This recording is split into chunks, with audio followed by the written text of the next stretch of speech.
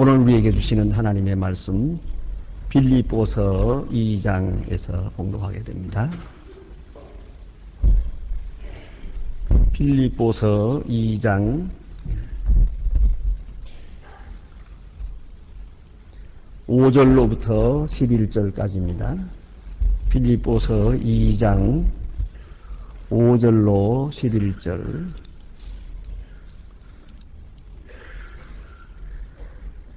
지금 다 같이 한 목소리로 봉독하게 됩니다.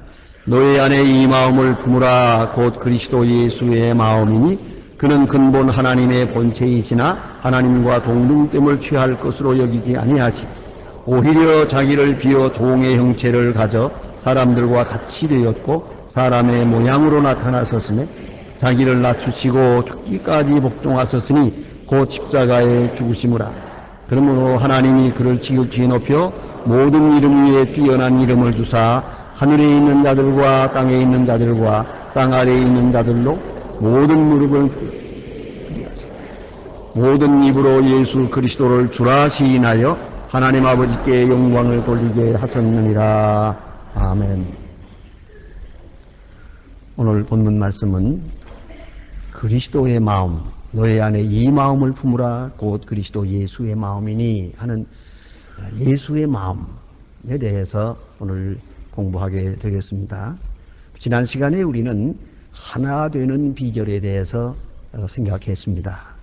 자, 하나가 되려면 언제나 마음을 같이 하고 같은 사랑을 가지고 뜻을 합하며 한 마음을 품으라 하는 그런 말씀이었고, 그리고 겸손한 마음을 가져야 하나 될 수 있다 하는 그런 구체적인 비결을 우리에게 일러주었습니다.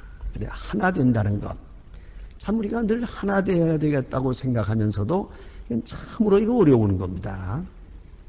자, 하나 되기 위해서 한번 다시 생각해 봅시다. 양보하면 되겠습니까?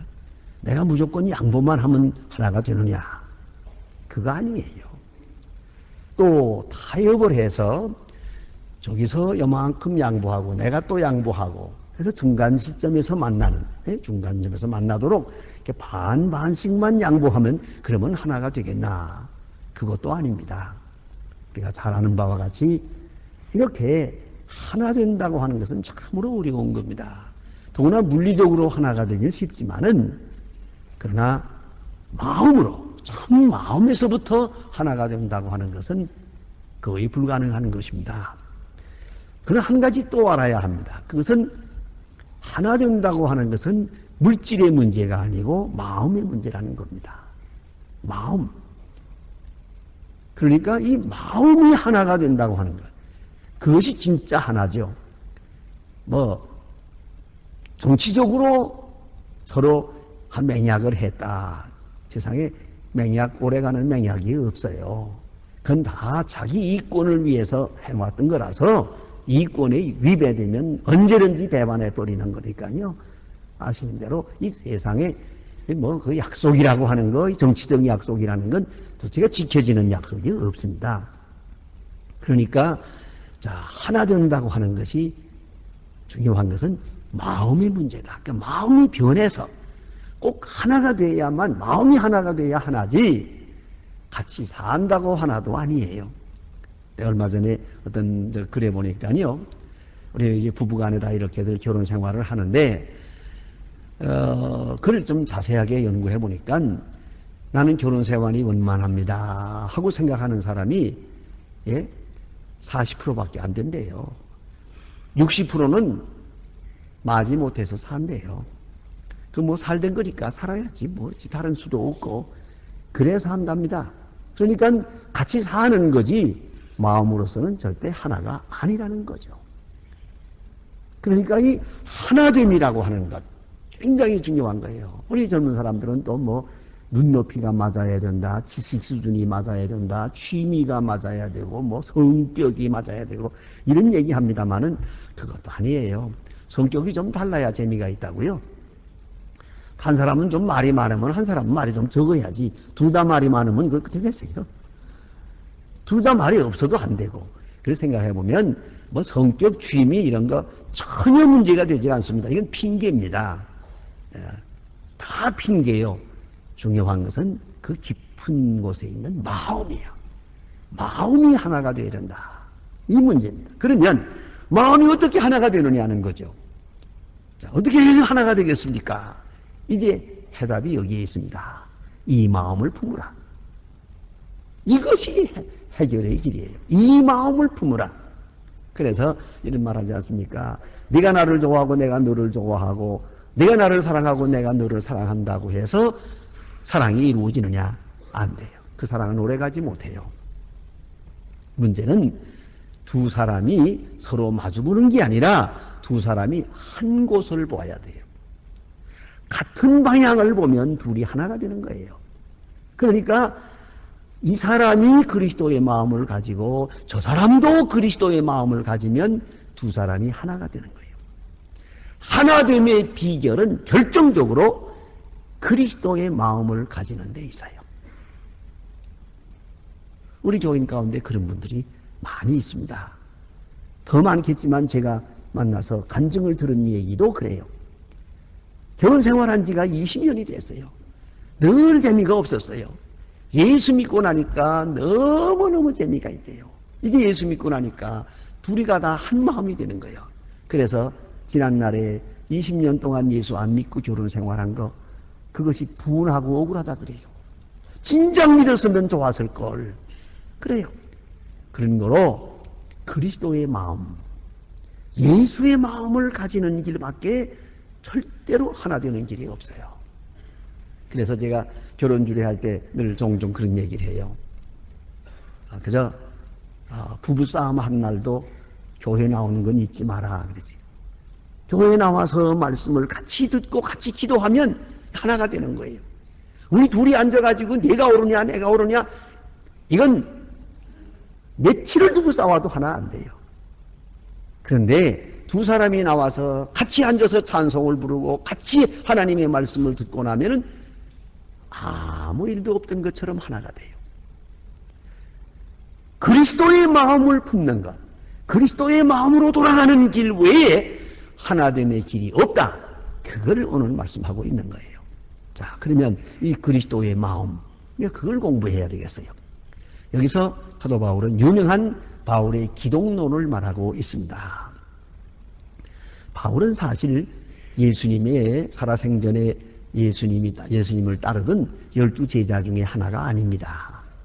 그런 거로 예수님의 생애를 그가 보고 들은 게 없고 예수님이 친히 말씀하신 것 그런 거 들은 일이 없는 것 같습니다. 주는 것이 받는 것보다 낫다는 말 한마디 외에는 그런 예수님의 말씀을 직접 인용하지 못하는 것입니다. 들은 바가 없으니까. 그러나 사도 바울은 예수 그리스도를 가장 바르게 이해하고 있습니다.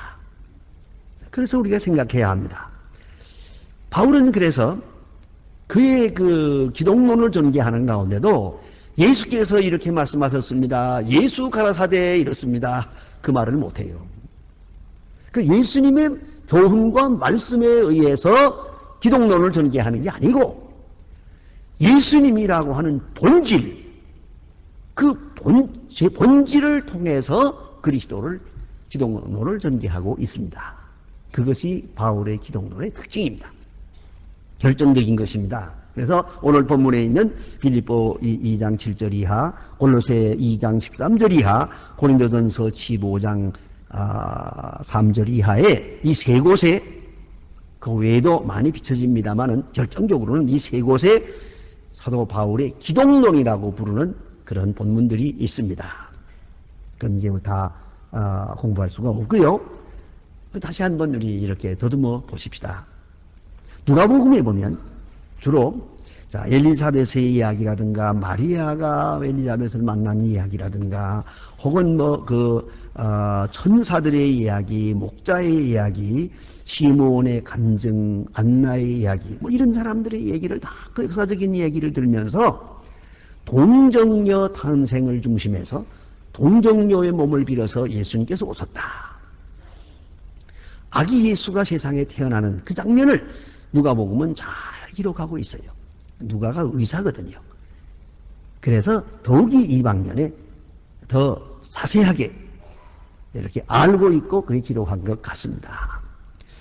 그런가 하면 마태복음에는 아시는 대로 동방박사의 이야기부터 시작합니다. 족보와 동방박사의 이야기. 예수님은 왕이다. 만왕의 왕으로 오셨다 하는 문제를 이렇게 증거하면서 기독론을 전개합니다. 요한복음에는 요한복음 1장 14절에 여러분 잘 아시는 대로 말씀이 육신이 되어 우리 가운데 거하신다. 그 로고스 당스에게네도 아주 중요한 말이에요. 말씀이 육신이 되었다. 로고스, 말씀이라는 말로 태초에 말씀이 계시니라. 이렇게 요한복음 1장 1절에서부터 시작해서 기독론을 전개하고 있습니다. 요한복음 1장은 예수에 대한 기독론으로서 가장 중요한 본문이 되겠습니다. 자, 그런데 오늘 본문에 와서는 이 빌립보서에 와서는 그렇게 말합니다. 그는 근본 하나님의 본체이시나 하나님과 동등됨을 취할 것으로 여기지 아니하시고 오히려 자기를 비어 종의 형체를 가져 사람들과 같이 되었고 사람의 모양으로 나타났다. 바로 여기가요. 이 말씀 속에 기독론이 있습니다. 대단히 한 말씀, 한 구절, 한 구절이 아주 중요한 말씀입니다. 그러나 오늘 이 본문에서 가장 핵심되는 말씀은 비었다고 하는 말입니다. 비었다. 게노센, 비었다. 영어로 표현하면 empty라고 하는 말입니다. 비었다. 텅 비었다 말이에요. 없었다고 말이에요. 없어졌어요. 본체를 비웠다 하는 뜻입니다. 놀라운 얘기가 아닐 수 없습니다. 우리는 여기까지 가지는 못합니다. 그러나 조금씩 경험할 수가 있습니다. 예, 조금씩. 자, 이제 보세요. 내가 누구를 사랑합니다.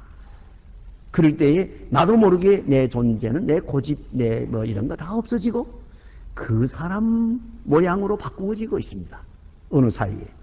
그가 좋아하는 거 내가 좋아합니다. 그가 싫어하는 거 나도 싫어하게 됩니다. 그리고 그가 가장 크게 되고 자기는 작아집니다. 그 유행가 가사처럼 말이에요. 그게 문제이죠. 그대 앞에 서면 나는 작아져요.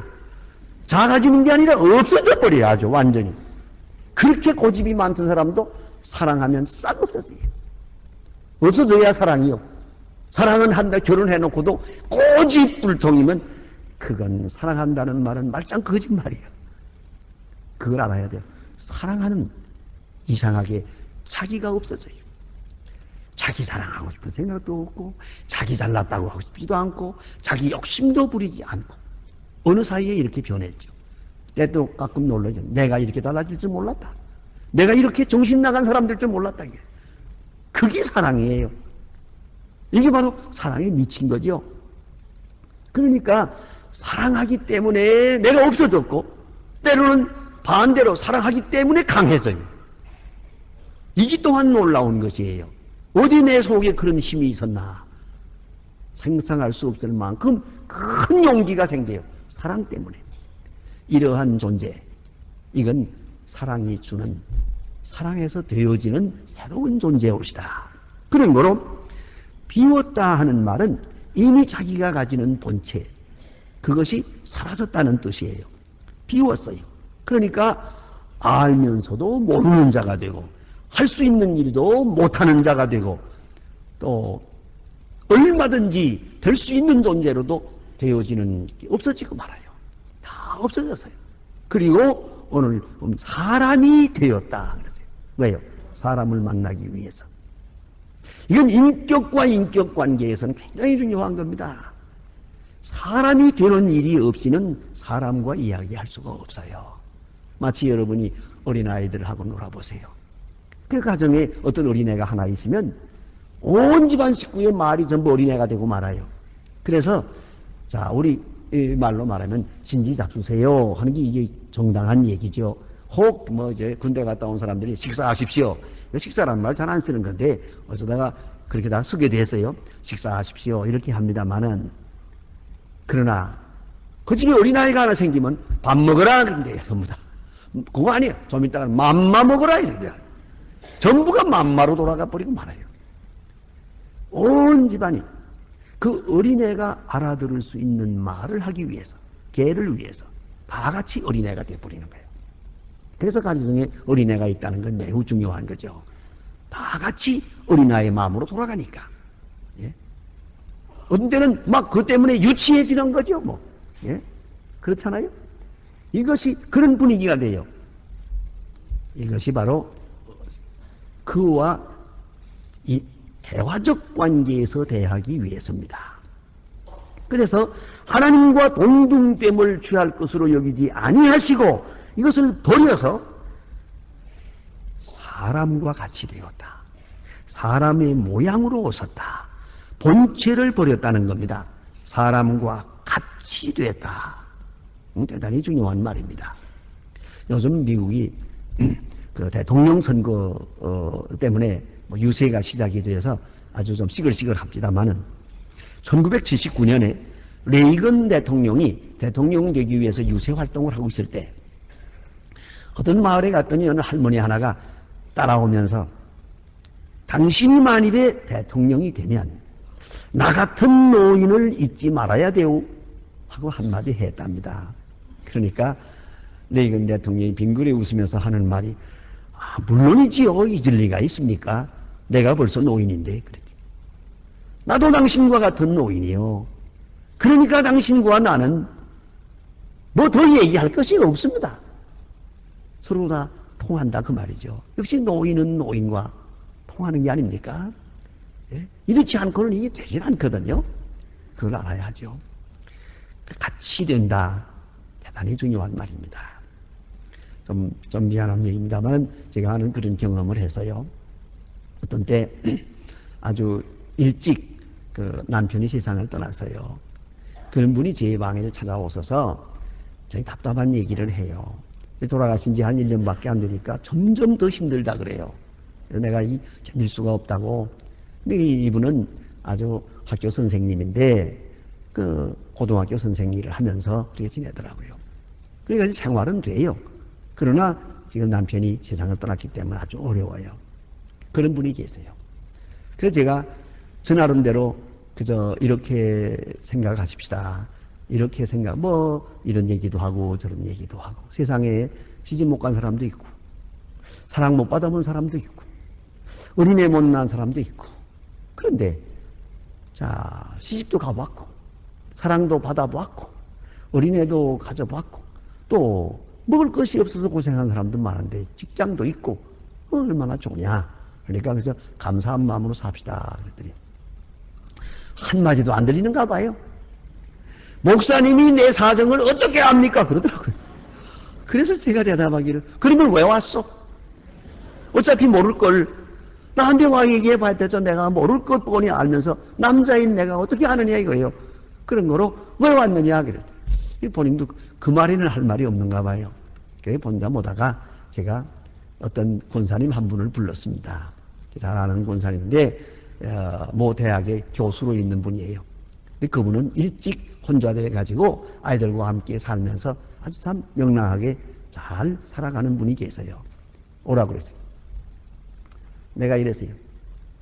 이 청산과부 좀 위로해 주라고 그랬어요. 한마디 했더니요. 권사님이 딱 들어서더니요.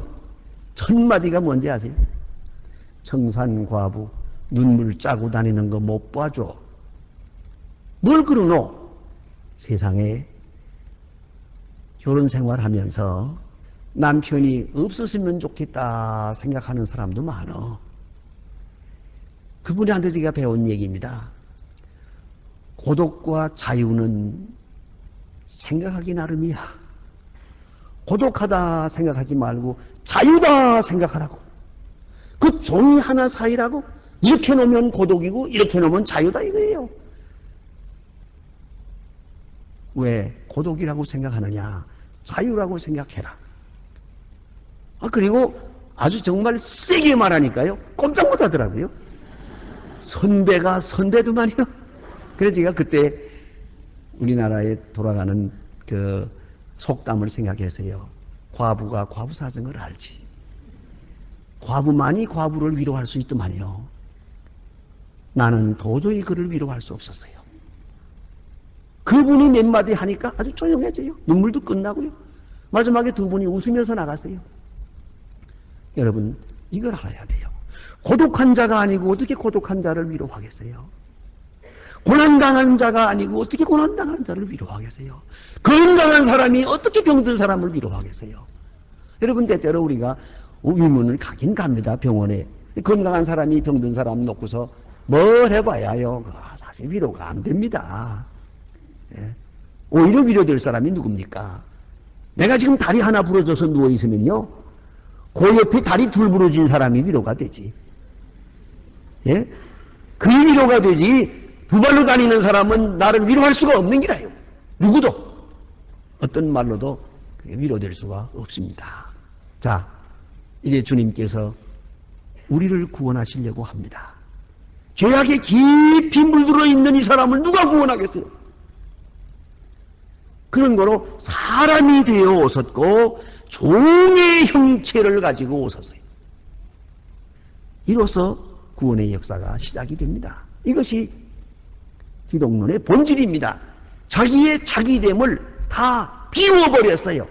완전히 비워버렸어요. 없는 척하는 게 아니에요. 비워버렸어요. 없어진 거예요. 여기 대해서 불가에서는 공공공이라는 말을 씁니다. 이 말은 뭐냐면 비웠다는 말인데 비웠다는 말을 다른 말로 잊어버렸다고 생각해 볼 수도 있어요. 자, 잊어버렸다고 합시다. 내가 지금 여기에다가 이 찬송가 책을 여기다 놓고 내가 가지고 나갈 건데 잊어버렸어요. 저기 잊어버렸지만은 내가 여기다 두고 내려갔다는 것을 생각지 못하고 있는 동안은 내 마음은 편합니다. 잊어버렸다는 것을 잊어버렸으니까. 아시겠죠? 잊어버렸다는 것을 잊어버려야 돼요. 그런데 누가 이게 청책 찬송가 가지고 오면서 목사님 거 아닙니까? 그러고 그거 내 거구만. 그건 틀렸어요. 그렇게 되면 고민이 많아요. 잊어버렸다는 사실까지 까맣게 잊어버렸어요. 그 다음에 누가 가지고 와서 이거 목사님 거죠? 하고 말할 때 아니요 그래야 돼요. 거기까지 잊어버려야 되는 거예요. 철저하게 잊어버린 거죠. 이 논리가 모든 문제에 해당하는 거예요. 여러분 배고프죠? 식사를 그만 식사할 걸 시간을 놓쳤어요. 배고프다는 것을 잊어버렸어요. 그러니까 배고픈 것도 모르죠. 그렇죠? 그 다음에 밥을 보아도 배고프지 않아야 돼요. 그런데 밥을 보면서 먹고 싶다고 생각하면 그건 아직 멀었어요. 자, 이건 비운다는 말이 무슨 뜻입니까? 완전히 비워버렸어요. 그래서 예수 그리스도는 이 땅에 오시면서 완전히 사람이 되어버렸단 말이에요. 비워가지고 사람이 되고 나니까 십자가에 돌아가실 때 목마르다 하잖아요. 창을 옆구리로 창으로 찌르니까 물과 피가 나왔어요. 완전히 사람이 된 거예요, 지금. 예? 그걸 잊지 말아야 돼요. 누가복음 2장 52절에 보면은 예수님이 자랄 때에도 보통 사람처럼 지혜와 몸이 함께 자랐어요. 성장했다고 했어요. 완전히 사람이 되었어요. 비워서 became man이요. became 사람이 되었다. 그걸 꼭 기억해야 됩니다. 이것이 그리스도예요. 우리를 위하여 사람이 되었어요. 종의 형체를 입었어요.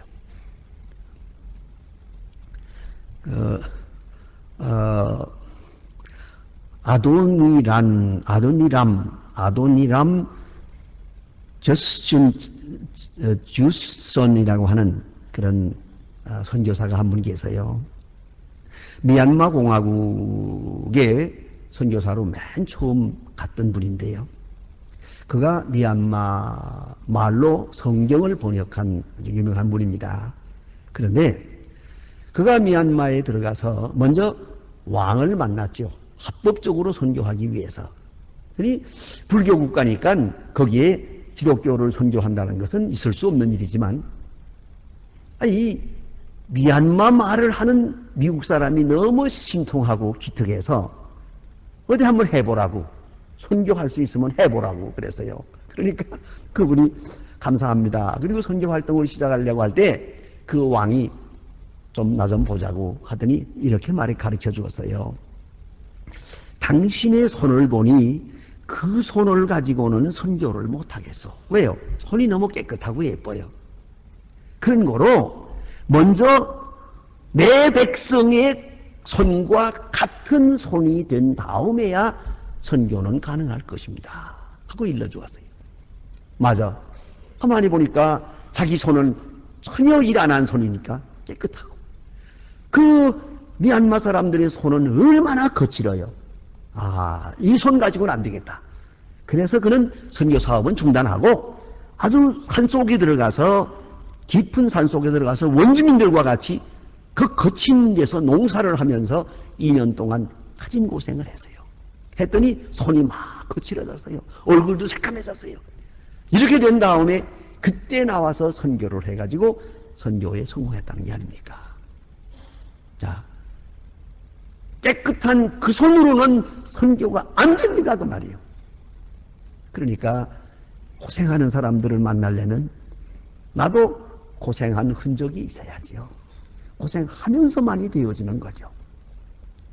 그렇기 때문에 주께서 비워서 사람의 형체, 그래서 비웠다 하는 말은 에케노센이고요. 사람의 형체를 입었다는 모페예요. 모페라고 하는 말은 형체, 형체를 입었다. 그래서 사람과 같이 되었다. 이름으로써 선교를 가능케 했다 그랬습니다. 그 다음에 우리 마음을 더 뜨겁게 하는 부분은 이겁니다. 죽기까지 복종하셨으니 그랬어요. 종의 형체를 입었을 뿐만 아니라 죽기까지 복종했어요. 이 복종, 물론 이것은 우리를 위한 것입니다. 우리를 구원하기 위해서 하신 일이지만은 그는 하나님의 뜻 앞에 죽기까지 복종했어요. 여러분, 십자가에 돌아가시는 예수님을 가만히 생각해 보세요. 빌라도 법정에 서신 예수를 생각해 보세요. 내용적으로는 하나님께 복종하고 있어요. 형식적으로는 세상의 악법에 순종하고 있는 거예요. 빌라도 법정이라면 그 유명한 대명사가 아닙니까? 잘못된 재판이죠.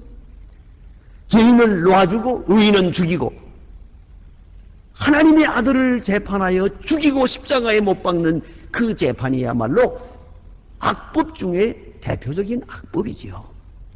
자, 그러나 이걸 아셔야 돼요. 예수님은 중심에서는 하나님의 뜻에 복종하고 형식적으로는 사람의 법에 복종하는 것이에요. 이 복종이라고 하는 것 대단히 중요한 의미를 가집니다. 이것은 내 뜻을 굽히는 것이에요. 그래서 요한복음 18장에 보면은 아버지께서 내게 주시는 잔을 내가 마시지 않겠느냐, 그 유명한 말씀 아닙니까? 아버지께서 내게 주시는 잔. 그런 거로 예수님은 형식적으로는 빌라도의 법에 순종하는 것 같아도 그 마음에서는 오로지 하나님께 순종하신 거예요. 겟세마네 동산에서 기도하실 때에도 내 뜻대로 마옵시고 아버지의 뜻대로 하옵소서. 이게 얼마나 놀라운 얘기입니까? 복종한 거예요. 이건 굴종이 아니에요. 자기의 뜻을 굽히고 하나님의 뜻에 완전히 복종하신 거예요. 이 복종함으로 인해서 하나님의 역사가 이루어지는 것입니다.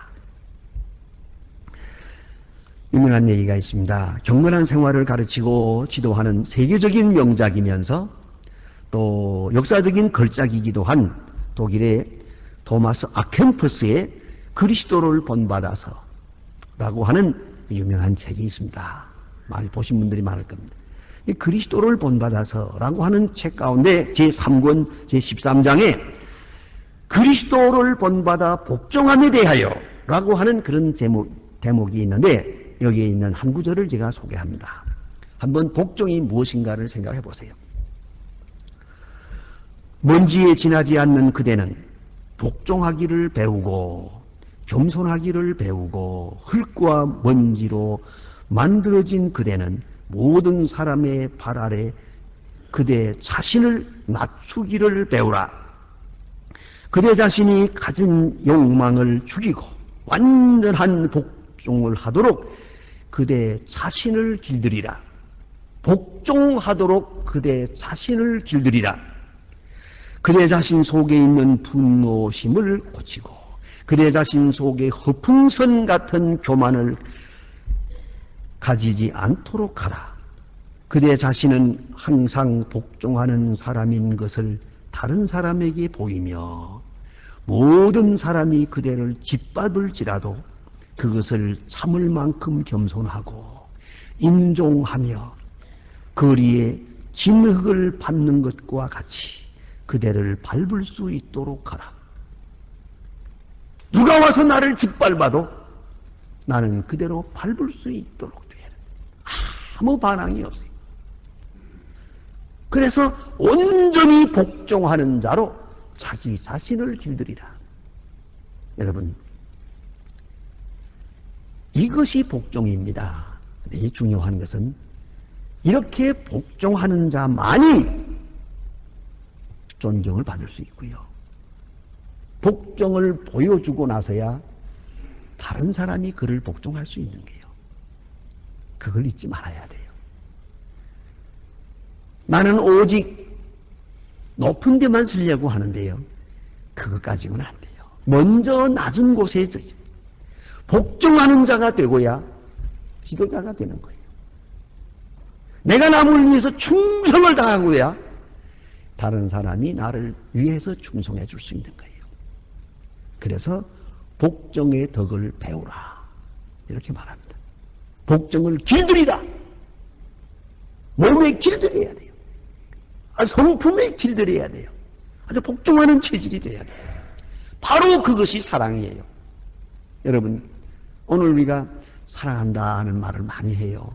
그러나 그 사랑에 큰 병이 들어서요. 이게 토털 커미트멘트가 없어요. 복종이 없어요. 한 가지도 양보하지 않겠대요. 그런다고 어떻게 됩니까? 달라지는 게 있습니까? 속만 끓었지. 하나됨이 없지요. 하나됨이 없으면 평안이 없습니다. 더욱 중요한 말씀이 있습니다. 복종이 있고 그 다음에는 십자가의 죽으심이라. 이게 뭡니까? 이 복종이 하나의 형식이 아니에요. 십자가의 죽으심이에요. 죽기까지 복종하시는 거예요. 죽기까지 복종하는 거예요. 우리는 자 복종하긴 하지만 죽기 전까지만 한다면 하겠다고. 그렇죠? 죽기 전까지만 한다면 해볼 만해요. 그러나 죽어버리면 그만 아니에요. 그건 안 되지. 그래서 못하는 거예요. 죽기까지 복종하는 것이 바로 신앙적 복종이에요. 우리는 때때로 좀 순종하기도 하고 하지만 조건적이에요. 하루만 더 해보고 한 가지만 더 해보고 여기까지만 하겠다. 그 다음에 효과가 있으면 좋겠다 이런 생각을 하죠. 그러나 죽기까지 복종했다. 이건 참 어려운 일이죠. 죽어버렸으니까. 여기에 기독론의 핵심이 있는 거예요. 죽음 직전까지가 아니에요. 물질도 아니고 명예도 아니고 이런 지식의 얘기가 아닙니다. 이것은요. 생명의 문제예요.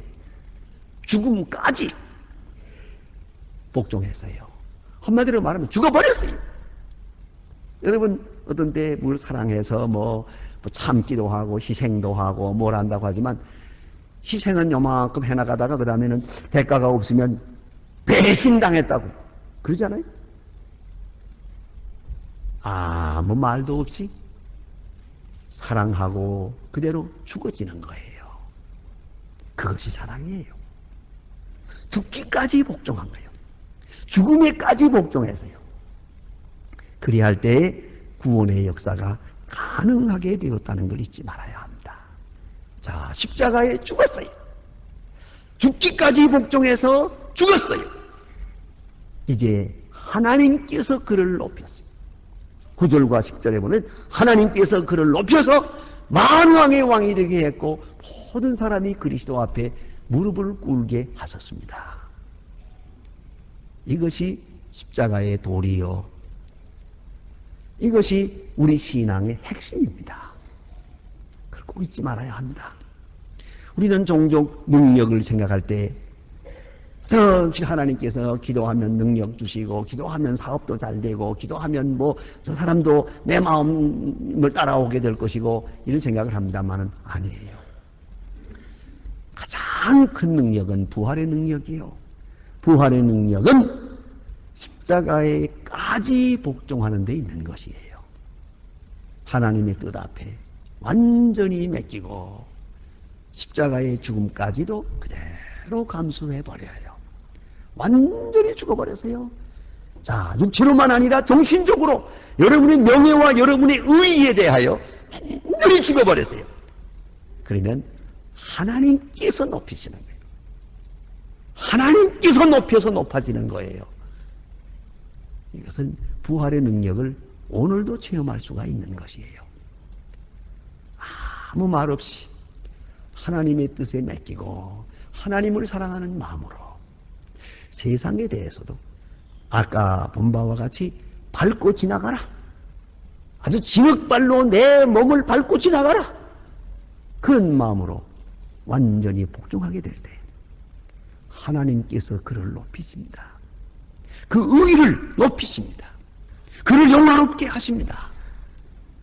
이것이 기독론 속에 들어있는 실존적인 의미입니다. 자, 이제 이러한 마음을 가질 때 하나 되는 것이, 그리스도의 마음을 가질 때 누구든지 누구하고라도 하나 될 수 있다는 걸 잊지 말아야 합니다. 이것이 바로 신앙적 의미에서의 하나됨의 비결입니다. 기도하십시다.